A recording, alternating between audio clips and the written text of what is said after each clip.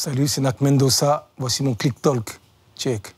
Let's go. Walk it like I talk it. Walk it like I talk it. You walk it like I talk it. Walk it like I talk it. Hey. Salut Nak, comment vas-tu? Ça va très bien et toi? Très très bien, plus que bien. Donc je vais être très transparent avec nos téléspectateurs. C'est un immense honneur pour moi de te recevoir aujourd'hui. C'est gentil, c'est gentil. J'ai 31 ans, j'écoute ta musique depuis que j'en ai 10. Ça fait donc plus de 20 ans que je scène ta discographie. Tu me rajeunis pas, frère. Je suis désolé. Me rajeunis pas. Ta discographie que j'ai saignée avec mon frère et nos amis d'enfance, Arthur et Benjamin, que je salue, a vraiment façonné l'amour que j'ai aujourd'hui pour le rap. Ah ouais, carrément. Et donc je tenais déjà à te remercier. L'interview n'a pas encore commencé, que je tenais à te remercier. Et te remercier, c'était aussi une façon détournée de m'excuser par avance, parce que je sais que tu n'aimes pas le passé, mais pendant cette interview carrière, on va devoir remonter un peu le passé. Tu vas dépoussiérer, vas-y, y a pas de problème. J'espère que ça va aller quand même. Petit disclaimer, il a fallu évidemment faire des choix sur ta discographie, les morceaux qu'on va éventuellement écouter. Je sais que tu as des fans hardcore, donc je les invite, s'il y a des morceaux qu'on n'a pas écoutés, à mettre en commentaire YouTube les autres morceaux qu'on aurait pu écouter de toi, les morceaux oubliés. Et voilà. Et maintenant, pour rentrer dans le vif du sujet, je voulais partir d'une rime. Cette rime, c'est à ceux qui m'appellent lire ici, je voulais dire que la première fois où ma main a touché un mic, je voulais rire. Cette rime, elle est évidemment un hommage à Je voulais dire d'Akhenaton. Et ça m'amène à une première question. On est au milieu des années 90, t'es à Bobigny. Qu'est-ce qui te fait prendre le micro pour la première fois? Qu'est-ce qui me fait prendre le micro? C'est un pote à moi qui m'engraine pour qu'on monte un groupe. Tu vois, nous, on était à l'époque pour ceux qui connaissent l'histoire, de Ménélique. C'était un grand de chez nous et il a commencé à percer. Et il y a plein de petits groupes qui sont formés. Et un pote à moi, un jour, dans ma chambre, il me dit « Viens, on fait un groupe, tout ça ». Et moi, c'était un truc que j'avais en moi, mais tu vois, secrètement à l'époque, c'était un peu la honte de rapper. C'est pas comme maintenant. C'était vraiment rare de rapper. Et je me suis lancé. Et toi, t'écrivais déjà à ce moment-là? Quand il me propose, j'écrivais des trucs que je laisse dans ma tête, mais j'écrivais pas franchement, en fait. Dès qu'il me propose, en fait, c'est comme s'il m'avait donné le go. Si c'est bon, vas-y, viens, on va devenir des rappeurs.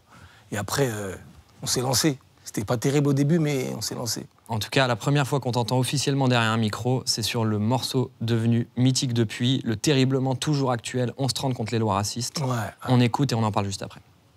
Un accent, ça sent le roussi pour ceux qui ont un accent. Loi de bris ou de force et les droits de l'homme sont absents. Ici c'est dur d'entrer comme une forteresse. Dire qu'un cousin m'a dit Nac, la France est forte, C'était donc en 1997. Ouais. En 2015, tu étais engagé aux côtés de Amal Bentounsi dans des manifs pour lutter contre les violences policières et le racisme.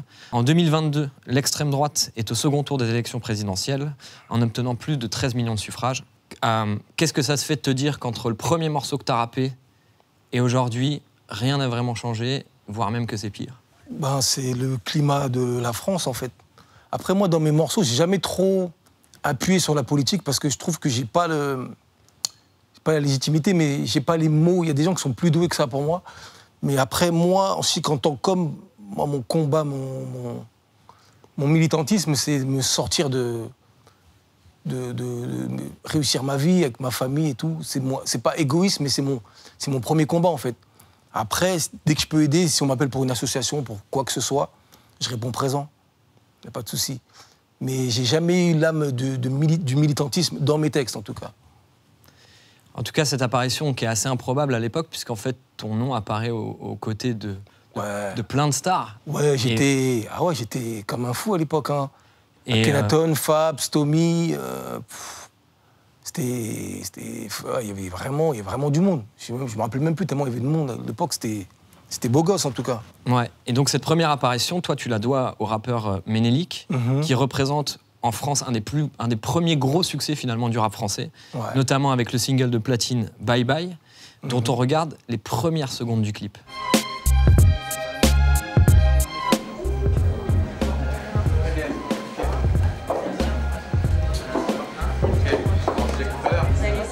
Oh LK. Alors, ok, ça se passe, ouais. Petit fait, tu t'en vas déjà là? Non, je m'en vais pas, je vais prendre une douche et je reviens. Ok, moi je t'attends de toute façon. Ça roule, mec. Alors il faut le dire, l'instrumental qu'on entend au début de ce clip, c'est pas l'instrumental du morceau Bye Bye, on le sait. Non, du tout. Mais c'est une instrumentale de ton premier morceau en featuring avec Soldat Fada et Ménélique, donc Soldat Fada, ton groupe de l'époque. Ce morceau, cette année, c'est à nous. Donc là, on est en Si je dis pas de bêtises, 1998, 98 exactement, pile 98. Toi, quelle relation du coup tu entretiens avec Ménélique à ce moment-là? C'est lui qui nous met le pied à l'étrier, c'est lui qui me... C'est le premier avec qui je sors des disques, en fait. Le premier avec qui je pose en studio, on sort des trucs. Comme il était exposé, forcément, on a sorti des trucs qui, du coup, ont eu une visibilité directe, en fait. Et ouais, c'était un grand frère. Après, il y a eu beaucoup de... je sais que par rapport à son style musical, à l'époque, il était, comme on dit, commercial, ce qui n'existe plus vraiment maintenant. Mais je sais que pour les gens, le rap underground, c'était un peu décrié. Mais je sais que nous, on faisait notre vie, on était un peu détachés de tout ça, en fait. Mais je sais que ça nous a un peu, pas mis des bâtons dans les roues, mais on nous a catalogués un petit peu à l'époque, je me rappelle. Et donc à ce moment-là, tu es toujours en groupe avec le groupe Soldat Fada. Vous sortez un premier album, Bobigny Terminus. Ouais. Puis finalement, vous allez assez rapidement vous séparer. Ouais. Pourquoi? Parce que, tu vois, je pense qu'à l'époque, on se disait, vas-y, on va sortir un album et on va être disque d'or, en fait. Tu vois, les rêves de jeunes artistes. Après, on a sorti l'album, ça n'a pas eu les résultats escomptés. Du coup, chacun est retourné dans sa vie active ou a cherché à faire de la musique de son côté, en fait. On a un peu splitté tous, en fait. Et bon, moi, j'ai continué. Les deux autres, ils ont continué un peu moins longtemps. Mais en fait, souvent, dans la musique, on se réunit, on fait un groupe, tout ça. Mais on n'a pas tous la même passion, en fait. Tu vois. Dès qu'il y a un échec, il y en a qui... ça les saoule, ils sont... Après, Ménélique, du coup, c'est la période aussi où sa popularité descend un petit peu.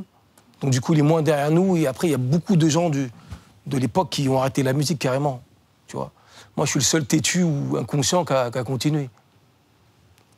Et donc, on est en 1999, et va commencer pour toi jusqu'en 2002, et la sortie de ton premier EP, ce que je vais appeler la période freestyle compilation mixtape. Ouais. On va te retrouver sur beaucoup de projets. Frère. Et moi, je me saoulais. J'étais partout. L'une des premières mixtapes sur laquelle tu apparais, c'est d'abord Des mots vrais dans nos valises, puis Un jour peut-être, produit par Caroline Musique, en la personne de Mouloud Achour, qu'on connaît pas trop mal ici. Ouais, je crois. Va y avoir 2 morceaux, moi, qui m'ont marqué, c'est Hold Up et Un jour, Inch'Allah. 2 morceaux en featuring avec Ladies, groupe formé par les 2 frères que sont l'Indice et l'Avocato. Ouais, les frères. Et ce qui va plus ou moins former ce que vous avez appelé la Boboche Connection. Est-ce que tu peux me parler justement de ça, de ta relation que tu as entretenue avec Ladies et donc tu sors de ton groupe Soldat Fada où tu perds de compères, mais tu vas retrouver ces deux-là. Voilà. En fait, eux, c'est même pas que je les ai retrouvés, c'est que eux, c'est des amis de plus de 30 piges, tu vois. C'est-à-dire que eux, c'est les premiers dans ma ville que je voyais rapper, en fait. En 89, l'Indice, il faisait des textes, il rappait, en fait. À l'époque où rapper, c'était vraiment, comme je t'ai expliqué, c'était pas honteux, mais c'était un truc... c'était un peu... Vraiment, c'était rare de rapper, en fait. T'avais un peu la honte de dire que tu rappais. Et eux, en 89, ils rappaient, et moi, ça me choquait, en fait. Je les admirais, je me dis, mais comment ils rappent, ils font des textes, ils ont des couplets, des refrains et tout.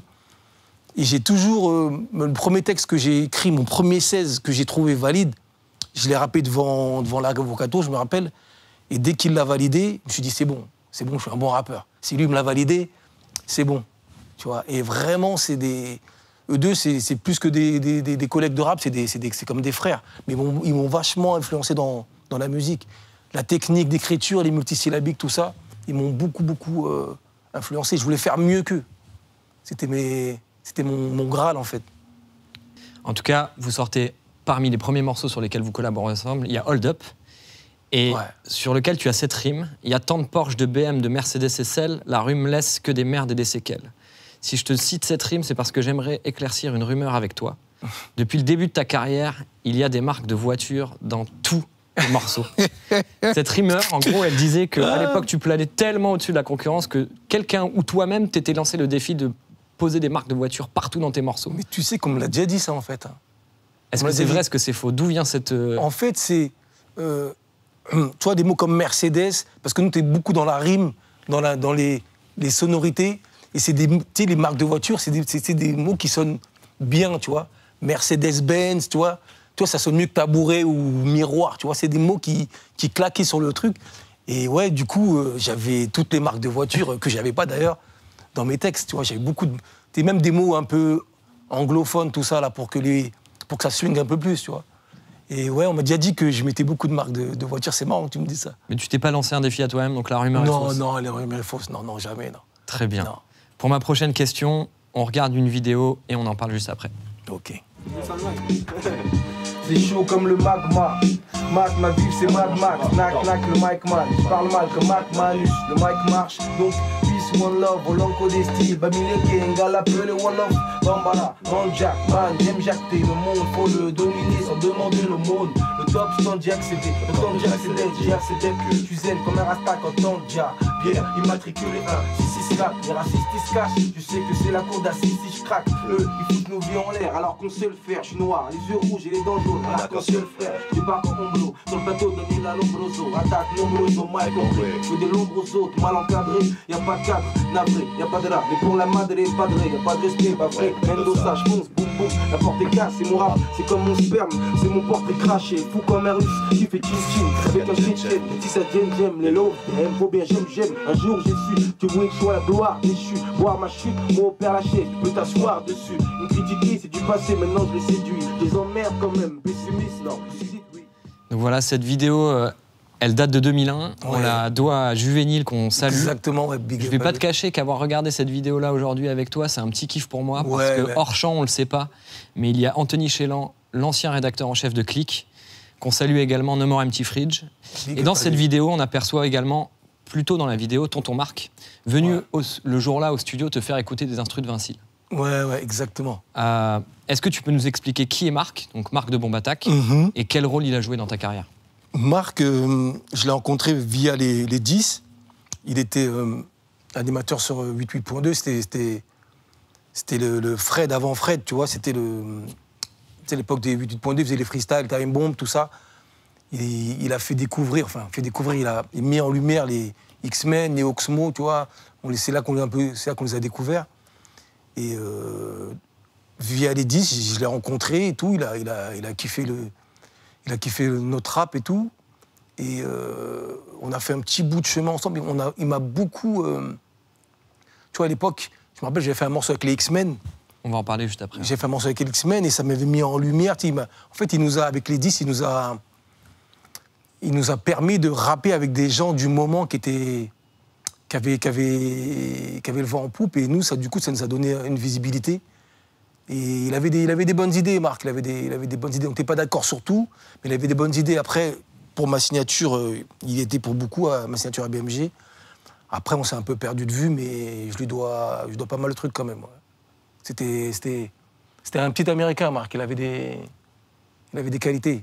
Justement, tu as parlé des X-Men. À cette époque-là, donc, va y avoir plusieurs volumes des compilations, des mixtapes, Original Bomb Attack, sur lesquels tu vas notamment collaborer. Le premier morceau, moi, que je retiens, c'est sur Original Bomb Attack Volume 1, Ferme ta gueule avec les X-Men. On écoute. On fait du rap ferme, et tu me dis ferme ta gueule, casse la tienne, il les casse la tienne. Y'a un mic et les passes raviennent, Niac c'est chienne, Y'a c'est chaîne, vas-y Nac enchaîne. C'est la bombe à Nac, trou du cul, tu sais. Bombe attaque, trou du cou, on trouve trop de cuits chez ceux qui veulent trop des culs. Nous, on abat nos cartes, on se bat, aucun knockout. Nos 4 saisons nous vieillissent, en été aucun knockout. Ça, il me semble, si je dis pas de bêtises, c'est 2001. C'est début 2001. Et donc toi, tu disais, donc c'est quand même une époque où tu transpires le rap. Ouais, et là, tu te retrouves sur un morceau avec les X-Men, avec Il, dont tu as toujours revendiqué la filiation, notamment pour le côté nonchalant de son rap. Il, c'était un monstre, c'était un génie. C'était un génie du flow. Il avait un truc qu'on ne peut pas expliquer, tu vois. Il avait des couplets, des fois, c'était renversant.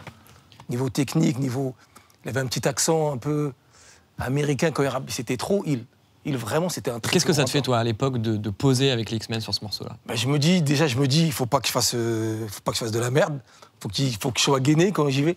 Mais ouais, j'étais grave content. Franchement, c'est vraiment des mecs que j'écoutais beaucoup. Tu vois, j'écoutais vraiment beaucoup. Et ça j'ai vraiment kiffé de faire le morceau avec eux. J'aimerais bien faire un morceau avec eux, d'ailleurs, ces jours-ci, là.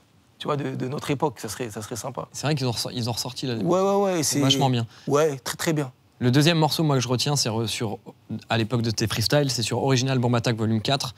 C'est un morceau que j'affectionne particulièrement parce que c'est un enchaînement qui, pour moi, est légendaire dans ma carrière d'auditeur, entre guillemets. C'est un enchaînement avec un morceau de Taipan. On écoute.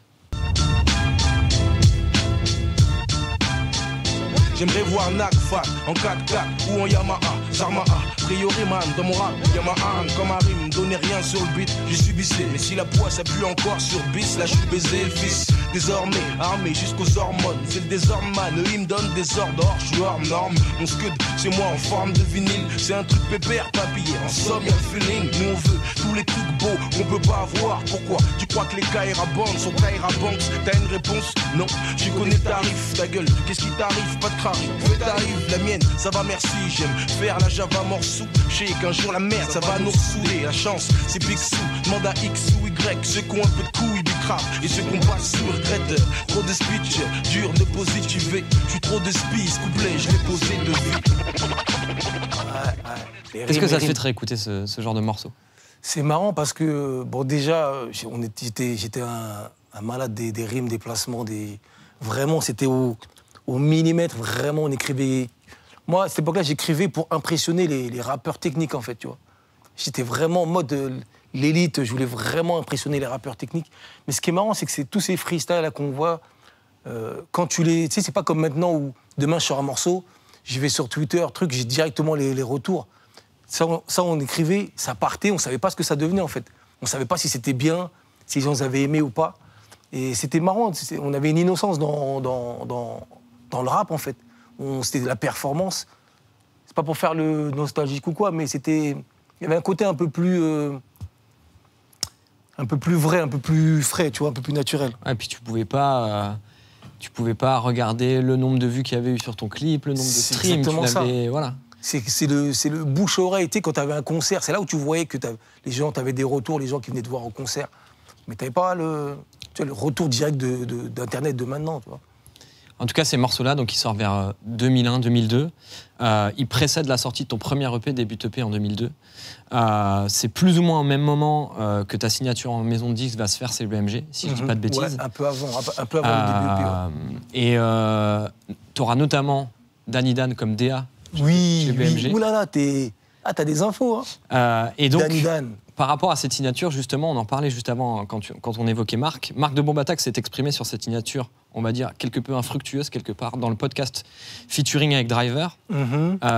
Lui affirme qu'il avait une autre stratégie en tête que le label, à savoir, à l'époque, sortir un album et arriver avec un projet solide, notamment auprès des radios comme Skyrock, qui, quelque part, dictaient déjà à l'époque l'industrie musicale. Le label ne l'entendait pas de cette oreille. Et puis, c'est à ce moment-là que toi et Marc, avec des visions différentes, vont plus ou moins vous séparer. Ouais. Et du coup, j'avais envie de t'offrir un droit de réponse à ça. Toi, comment t'as vécu ce moment qui est assez charnière, finalement, dans ta carrière? Ouais, après, c'est mon aventure avec BMG. Marc, il était pour beaucoup au début.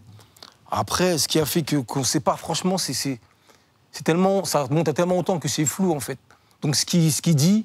J'ai pas de souvenir de ça, mais j'ai pas l'impression que c'était ça. Après, s'il veut, en vrai. Maintenant, on peut refaire le monde, tu sais, on peut se refaire l'histoire 20 millions de fois. Mais toujours est-il, en vrai, voilà, Marc, c'est une rencontre sympa, toi. C'est quelqu'un qui m'a beaucoup apporté. Après, mon destin en maison de disque, voilà, c'était écrit que, voilà, finalement, il n'y a pas d'album qui est sorti, ils m'ont rendu mon contrat, après, tu vois, après, galère, tout. Mais comment tu le vis, toi, à l'époque, quand même? Tu sais, je vais te dire un truc. Moi, j'ai signé d'une façon sans m'en rendre compte, en fait. C'est-à-dire que j'étais dans ma chambre, j'écrivais la tour 20, hop, Marc, il m'appelle, il y a des maisons de disques qui sont chaudes sur toi, là, un truc. On va aller voir Warner, BMG, truc. Mais moi, je m'y attends pas, en fait. J'ai pas... Dans mon cerveau, c'est comme si j'avais trouvé un billet de 500 par terre, tu vois. C'était un hasard, en fait. Donc, en vrai, ce billet de 500, quand il s'évapore, je suis pas plus triste que ça parce qu'en fait, je l'ai pas vraiment cherché, en fait. Je sais que les gens autour de moi me disaient « Ouais, t'es pas assez hargneux, tout ça, tu te rends pas compte, la chance, t'as signé, tout ça. » Mais moi, en vrai, comme ça m'est tombé dessus, j'ai pas cravaché ou fait le... Bah, en vrai, ouais, quand c'est parti, c'est parti, en fait. Moi, je suis comme ça, en vrai. Je me fais pas... Tu vois, je vais pas me détruire parce qu'il m'est arrivé une galère. Il m'est arrivé beaucoup de galères dans la vie, tu vois. Et celle-là, c'est même pas la pire, en vrai, tu vois. Ça, c'est que de la musique, en vrai. Moi, en vrai, de base, je faisais de la musique pour me faire kiffer les gens, en fait. Tout le reste, maison de disques, résultats, argent, ouais, c'est les à côté, mais moi, c'est jamais ce qui m'a motivé, en vrai. En tout cas, sur cette EP, on retrouve, tu le disais, la Tour 20, l'indémodable Tour 20. On écoute, on se fait un kiff. Toutes les tours 20 de France. J'ai pas payé le loyer depuis février, mais bon, j'aurais plus de chance en mars, sincèrement. Les gens râlent car c'est rare que l'ascenseur marche dans le temps. J'ai pissé dedans, ok, j'admets, mais t'as plus au 16, il s'arrête au 15 et demi. Gardien, c'est quoi ce délire? Hey, regarde bien, ta fiche de paye, je la tiens dans les mains, tu sais quoi, je te vire. Y'a des gens qui jetaient les télés par la fenêtre, faut être fêlé, certes, mais tel était le délire, mec. Tu connais le train-train, très peu les trains, ça craint. Dans les familles, les beaux-pères picolent, les gamins trinquent.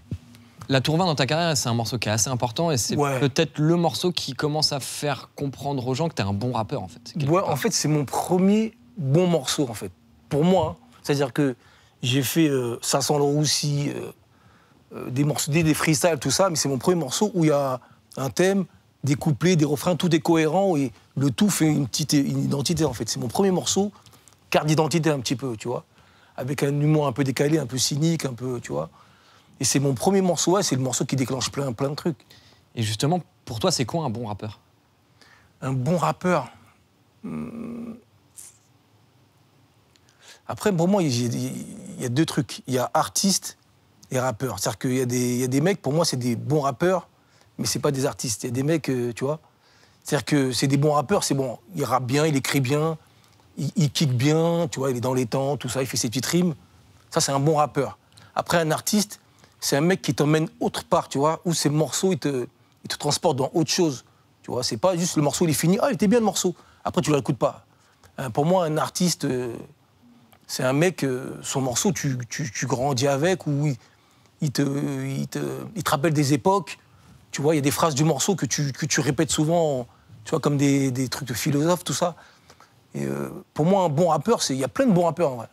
Tu vois, il y a quasiment même, tu vois, il y a plein de bons rappeurs. Mais des artistes, des gens qui t'amènent quelque part, il y en a beaucoup moins, tu vois. Et justement, toi, tu parles de cette différence entre être un rappeur et être un bon artiste. Toi, je pense que tu as toujours eu cette vocation-là de vouloir devenir un artiste. Ouais. Les morceaux de storytelling ont rythmé ta carrière. Beaucoup. Je pense notamment aux séries sur Naturel. Je pense à Elodie. Je pense également à Sida. Qui est en gros des morceaux dans lesquels tu te mets à la place de personnages fictifs. Ouais, souvent. Ouais. On écoute et on en reparle juste après.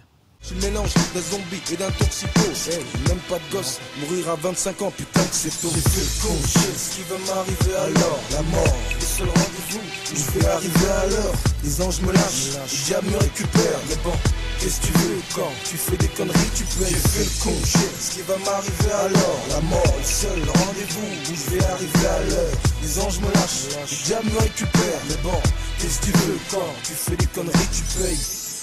Pourquoi toi, la fiction t'a toujours autant attiré? Parce que j'aime beaucoup le storytelling, tu vois. Vraiment, là, je me suis même essayé un peu à l'écriture de scénarii, tout ça. Et j'aime vraiment beaucoup raconter des histoires. Si je pouvais, je ferais un projet qu'avec des morceaux de storytelling. Vraiment, c'est quelque chose que... En plus, c'est... Et justement, pourquoi tu l'as pas fait? Je suis pas à l'abri de le faire. Parce qu'il y a toujours eu ce débat-là dans ta carrière, c'est qu'on t'a toujours pris pour un punchliner. Là où toi, à des moments, tu avais plus envie de nous emmener sur du storytelling. Ouais.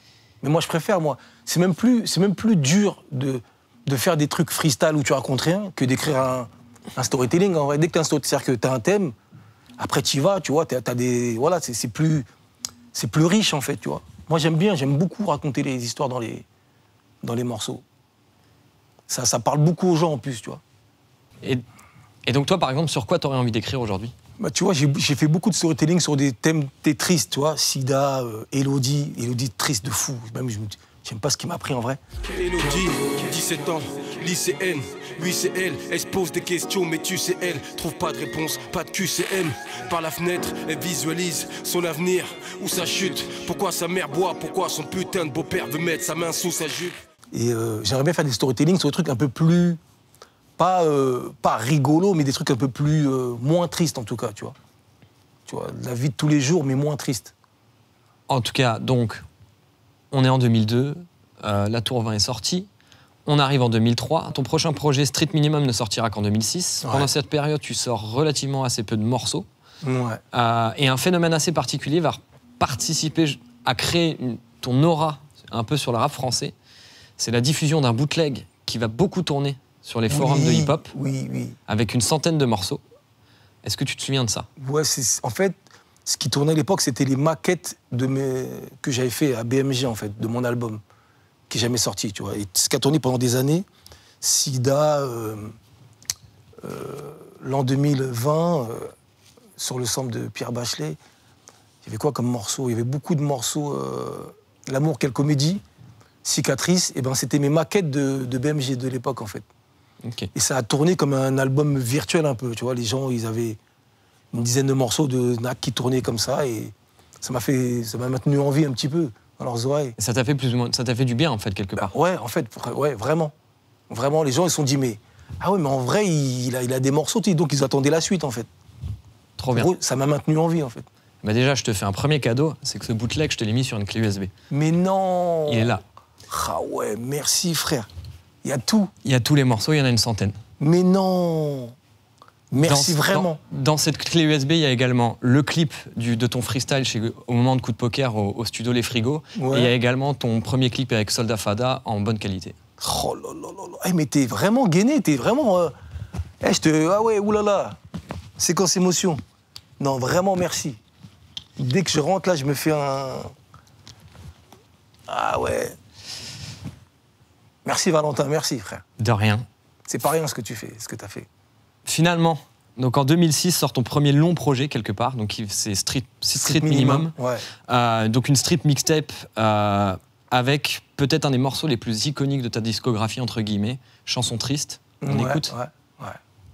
Avant de te mettre bien, assure-toi de mettre bien les tiens. Allô médecin, je me sens seul comme un maître chien. Quand je rappe, moi je suis à donf, donc je simule pas. Et toi, hein, qu'est-ce que tu veux que je taffe? Ah, tu me gonfles avec tes 6000 balles. Leur bac de mes deux, je l'ai eu pour ma mère. Elle était fière de moi, putain vieux. T'aurais vu ses yeux, mais ses armes, j'ai appris trop tard. Car à l'école, j'ai pas trouvé ma branche, y a trop tard.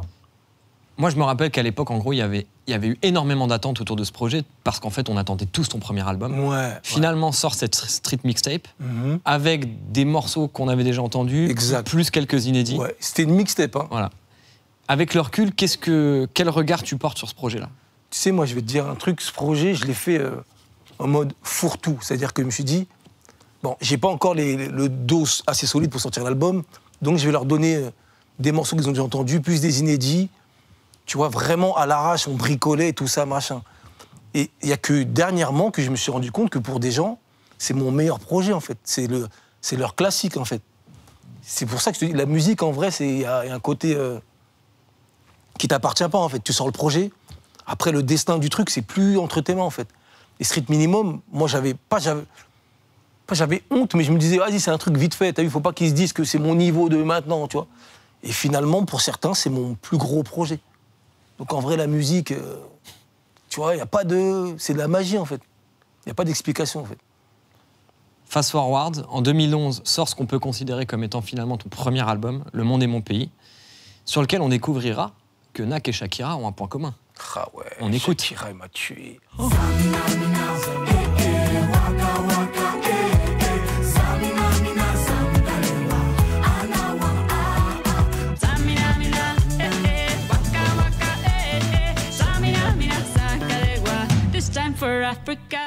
Donc en off, tu disais que tu préférais ta version. Je préfère ma version, donc, il faut qu'on raconte quand même que non, Shakira n'a pas samplé Nak, mais quelle est l'histoire de sample? En fait, c'est un refrain d'un groupe camerounais, pays dont je suis originaire, et c'est un vieux refrain qu'on chantait quand on était petit, tu vois. Et je me suis toujours dit, ouais, si demain je fais un morceau, je prendrai ce refrain-là, parce que ce refrain, il me rappelle plein de trucs, l'enfance et tout. Du coup, pendant les maquettes avec BMG, je fais venir des potes à moi qui font le refrain, on reproduit le morceau, qui donne des Amina, tout ça. Et en 2010 arrive la Coupe du Monde. Ah ouais, c'est comment tu reçois le truc? Je effondré, frère. Ce morceau... Cérémonie d'ouverture, le morceau Shakira arrive, là on découvre tous le morceau. Nak, comment tu... Moi, ce morceau, il me fait mal, le morceau de Shakira. Il me fait mal. Elle m'a volé ma vie. Elle n'avait pas besoin de ce morceau, elle avait déjà plein de trucs. Elle m'a volé ma vie. Non, après, c'est le destin, ouais. C'est le destin. Mais c'est marrant de se dire que, tu vois, un projet prêt, tu vois, ce morceau est sorti avec un clip, truc. Tu vois, il aurait pu... Plus, je préfère mon morceau que celui de Shakira. C'est la vérité, il était plus...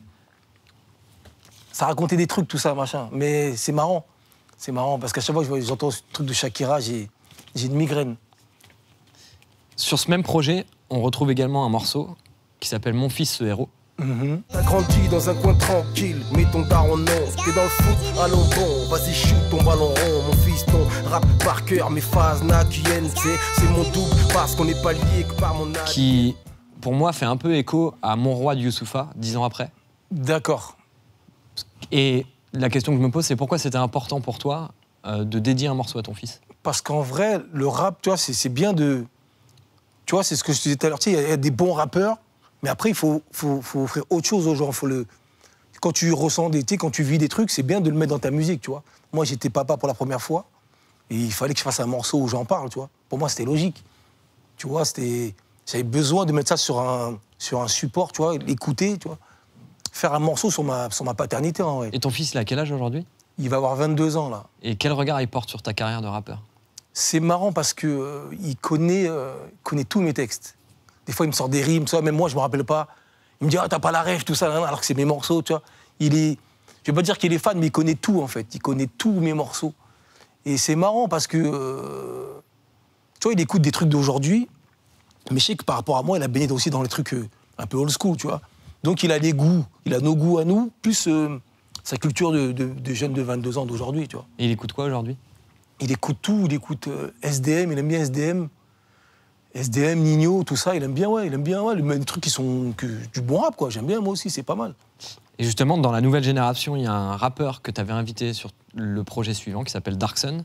Ce rappeur, c'est Dinos, alias Dinos Punchlinovic, encore à l'époque. Et en fait, c'est assez étonnant parce que ce morceau, il s'appelle Pleine Plume et c'est un morceau sur lequel tu ne rappes pas. Toujours du mal à trouver la première phase de mon texte. Les pulsations de mon style me font l'effet d'un tremblement de terre. À l'heure où j'écris, mon esprit est en décalage. Mon âme n'a pas d'état, je crois même que je n'ai pas d'état d'âme. Comment la rencontre se fait à l'époque avec Dinos? Et sans me tromper, je crois que c'est peut-être un des premiers morceaux finalement de la discographie de Dinos. Il rappe déjà, mais en tout cas... Oui, en tout cas, c'est le premier morceau où beaucoup de gens l'entendent pour la première fois, en tout cas. Comment la rencontre, elle se fait? Et qu'est-ce qui, toi, t'a poussé à lui faire ce cadeau, finalement, de lui offrir quasiment un morceau sur ton album sans que toi, t'interviennes dessus, quoi? En fait, c'est un pote à moi, Alien d'Aubervilliers, qui, un jour, il est au téléphone, il me dit il y a un petit de La Courneuve, là, tu devrais l'écouter, il est bon, tout ça, et c'est un peu dans ton délire, il est dans les jeux de mots, tout ça. C'est un petit Camerounais, tout ça, nan. Et un jour, je suis avec Alien, et il appelle Dinos, et il dit à Dinos, ouais, je vais te passer quelqu'un. Hop, je lui parle, tout ça, il est choqué, et, tu vois, il est content, tout ça, machin, nan. Après, je lui parle, après, on se voit, on parle de rap, truc, et je vois qu'il est vraiment, vraiment, vraiment doué. Et ça me plaît parce qu'il fait des trucs qui me ressemblent à l'époque, tu vois. Je vois qu'il a été influencé par moi ou d'autres, mais je sens l'influence. Et sur le Darkson, tu vois, j'avais clôturé tous mes featuring et je me suis dit dans ma tête, offre-lui un morceau, tu vois, il est jeune, il n'a pas du tout de discographie, offre-lui un morceau sur ton truc. Et après, moi, je savais très bien que ça allait prendre, en fait. Je savais très bien qu'il y a des gens il allait faire mouche, parce qu'il avait déjà son truc. Et je lui ai laissé une plage entière sur Darkson. C'est beau. Ouais. Je suis comme ça, moi. J'aime bien. Altruiste. Ouais, tu vois, c'est de la musique, en vrai. Tu vois, je l'ai fait vraiment parce que je savais c'est parce qu'il s'était mérité, surtout. Carrément. C'est pas, Notre interview, pas de la charité. Malheureusement, bientôt touché à sa fin. Je voulais te proposer un petit jeu, comme tu es le rappeur préféré de nos rappeurs préférés, et qui est le MC préféré des forums de rap en 2002. Je te propose une interview Rap Genius. Ouais. Vont s'afficher à l'écran une sélection de punchlines qui m'ont marqué dans ta discographie, et puis on les commente ensemble après. Ok. La première. Ouais, c'est comme mon portrait craché. C'est du joli, ça. Ah ouais. Est-ce que tu penses que le rap est forcément le reflet de la personne qu'on est? Ouais. Logiquement. En tout cas, logiquement, c'est... Tu vois, moi, les gens, quand ils écoutent mes raps, ils me reconnaissent, ils reconnaissent Narcisse. Quand ils écoutent Nak, ils reconnaissent Narcisse, tu vois. Ils voient par rapport à mes traits d'humour, mes formules, tout ça, ils me reconnaissent. Logiquement, on ne doit pas écouter un de tes morceaux et dire « mais ça n'a rien à voir avec... tu vois. C'est que t'es dans un mode personnage, dans ce cas-là. Ou personnage, ou mensonge. Au choix, quoi. Deuxième punchline. Tu m'as dit, t'inquiète, on s'en sort sans prof, mais qu'on n'aura le bac dès que l'ascenseur sera propre. Mais tu sais que je vivais dans la Tour 20 et cette phrase, elle était tellement vraie à l'époque. C'est-à-dire que vraiment, dans l'ascenseur, c'était la Bosnie dans l'ascenseur. C'est tombé, c'était vraiment horrible. Et cette phrase, elle est venue tellement naturellement que, tu vois, pour moi, c'était tellement naturel. C'est vraiment ce que je vivais à l'époque. Tu vois, vraiment, hein, c'est ouf. Mais je vivais vraiment, c'est vraiment pas de la fiction pour le coup. Là, c'est vraiment dans l'ascenseur de la Tour 20. C'était hardcore, vraiment. Et c'est toujours hardcore dans les ascenseurs actuels. Toujours. Quand il marche, bien sûr. Mais c'est toujours hardcore, hélas. Le niveau de connerie, il est haut, je crois. Je postais une vidéo de moi en train de poster une vidéo de moi. Ça, c'était vraiment le début des réseaux sociaux. Ouais, vraiment, quand ça faisait n'importe quoi un petit peu, tu vois. Et ça, c'était mon petit clin d'œil. Et ouais, j'aimais. C'est vraiment quand je trouvais que sur Internet, ça devenait tout et n'importe quoi, en fait, tu vois, vraiment. Ça reflète... tu vois, c'était un truc pour refléter cette époque-là, en fait. Avant-dernière question.